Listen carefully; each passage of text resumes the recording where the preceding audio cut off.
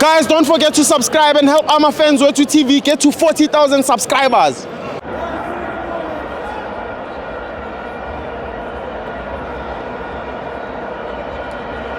AmaFans Wethu TV, Standard Bank Cup, AmaZulu 2, Orlando Pirates 4.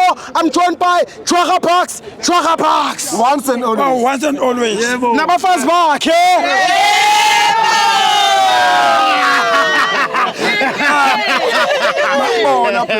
Mafans wethu ikhulumile imbube wakhuluma umdidiyelo wamabutho wathi hlangana Zulu wathi hlangana Zulu ngempela ubephelela uZulu eMabhida ezenebutho lakhe beliphelela ngempela cha beliqinile inkinga nje lishayela ibutho lakwaZulu beligade isipokwe kanti isipokwe dangerous sinzima basale bathi uSuthu kwathiwa siphi bathi sasibona uCichimpi ulimale kanjalo kuCichimpi ngoba ubeplanela isipokwe samenzela ihistory yaso enzima uyabona ukushaya uSuthu olumabhesha nkone ulishayela kwiprovince yalo ukwedelela isilo ukwedelela usilo sethu uMisizulu ngifuna ukuthi bayede besingaqondile shwele wena wesilo shwele umanzini bezithathile ingane zakhe ezocela izibusiso ngempela bombusisile ngoba lempe bela eMabhida ibingangabafana befuna abantu abadala. Chairman bekubani man of the match?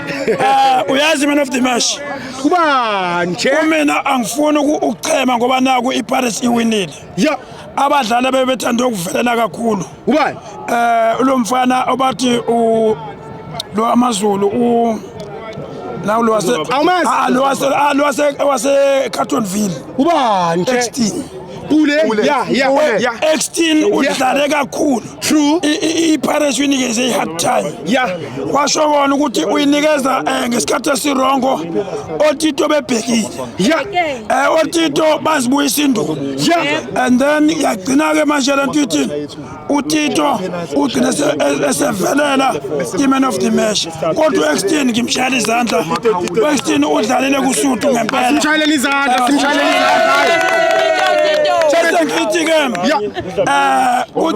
uCichimpi end of trip Nedbank sorry uzamile trying all your best unfortunately uhlangene nabantu abayidefendelayo le cup icampaign yethu ithi uJose kumele ayidefendile iNedbank manje nasimithi abantu uyabona zikeza mshaya kwifinal uSuthu isikhukhuni skipper uSuthu isikhukhuni tabanga sasishaya final yafika uSuthu senza kahle sashaya isikhukhuni ngicabanga namhlanje isikhukhuni siya celebrate ukuthi at least labantu abaskipper baphinde bashaya bona la baphumile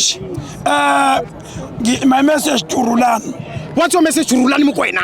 Rulani Mokoena Mtshela Tluwela mona stop jealous Rulani please don't complain uthi iPirates why sayibizwa 7 ushaya kanjani 7 goals 7 usho kanjalo Rulani nayo sethufuna 7 Rulani ulitholile ihlathi Rulani amatakisi akubamba waphuma ngembobe nalithi ahluleka wehlulekile ukhona manje usojalasela abafana bami bayalazi ibhola kule PSL iPirates yona ekore kakhulu amakhona kwadlula wonke amateam